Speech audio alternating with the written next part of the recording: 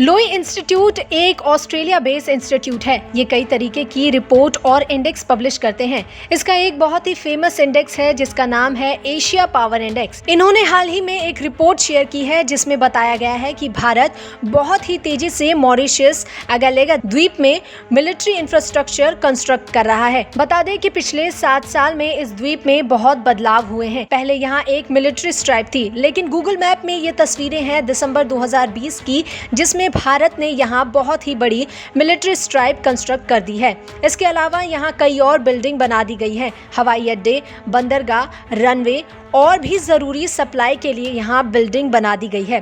North अगालेगा island लगभग 12 kilometre लंबा और 1.5 किलोमीटर चौड़ा है, जिसकी कुल आबादी 300 से कम है। इसमें करीब 80 से 150 भारतीय मजदूर काम कर रहे हैं। बताया जा रहा है कि भारत आने वाले समय यानी कि अगले 1 साल में इस आइलैंड में और भी ज्यादा कंस्ट्रक्शन करेगा और इसे हिंद महासागर में एक इम्पोर्टेंट मिलिट्री बेस बना देगा। अगालेगा 2 आउटर आइलैंड्स का कॉम्बिनेशन है जो कि मॉरिशस का हिस्सा है और हिंद महासागर में स्थित है। मॉरिशस एक छोटा देश है जिसकी कुल आबादी लगभग 12,70,000 है। मॉरिशस पहला अफ्रीकी देश है जिसके साथ भारत ने फ्री ट्रेड एग्रीमेंट साइन किया है, जिसमें कि करीब 300 घरेलू उत्पादों को अफ्रीकी देश में रियायती सीमा शुल्क पर मार्केट एक्सेस मिलेगा। इसमें कृषि, टेक्सटाइल, इलेक्ट्रॉनिक और सेक्टर के उत्पाद शामिल हैं। दोनों देशों के बीच India Mauritius comprehensive economic corporation and partnership agreement पर साइन किया गया था।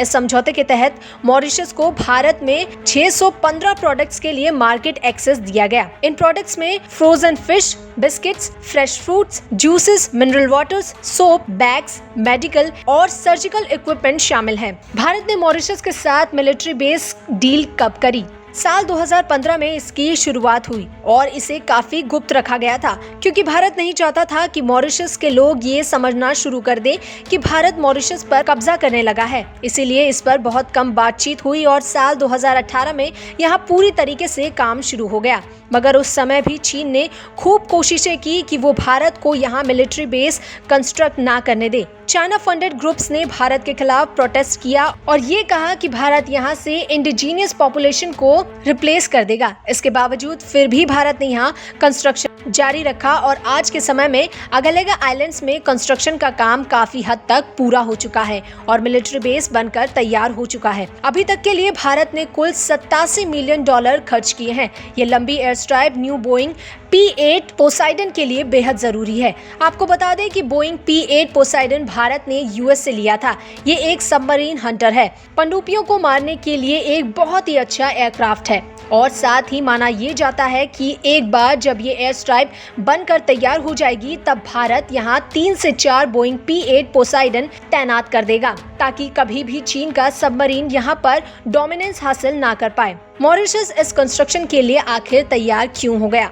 भारत ने मॉरिशस के बड़े इंफ्रास्ट्रक्चर प्रोडक्ट्स को फंड किया है और कर्ज भी दे रहा है। मॉरिशस में 2019 में 525 मिलियन की लागत वाले हल्के रेल सिस्टम को लॉन्च किया गया। इसे भारत फंड कर रहा है। साथ ही अगर यहाँ की आबादी की बात करें तो यहाँ 48% लोग हिंदू धर्म को मानते हैं। भारत के प्रति एक लगाव है और मॉरिशस को कई बार लिटिल इंडिया भी कहा जाता है।